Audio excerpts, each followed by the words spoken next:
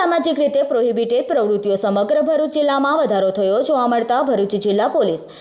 અધિક્ષક અને નાયબ પોલીસ અધિક્ષક ડોક્ટર કુશાલ ઓઝાન દ્વારા જિલ્લામાં ચાલતી પ્રોહિબિટેડ પ્રવૃત્તિઓ પર વોચ રાખી તપાસ કરવાનો આદેશ હોય, જે અનુસંધાને તારીખ 20/8/2024ના રોજ અંકલેશ્વર શહેર બી ડિવિઝન પોલીસ મથકનો સ્ટાફ પેટ્રોલિંગમાં હાજર હતો। તે દરમિયાન બાતમી મળી હતી કે અંકલેશ્વર તાલુકાના નવા કાસિયા ગામે ટેકરી ફરિયા ખાતે રહેતો મિતેશ ચંદુભાઈ વસાવા ઉર્ફે ગુડ્ડુ ભારતીય બનાવટના વિદેશી દારૂની બોટલનો વેપલો કરે છે।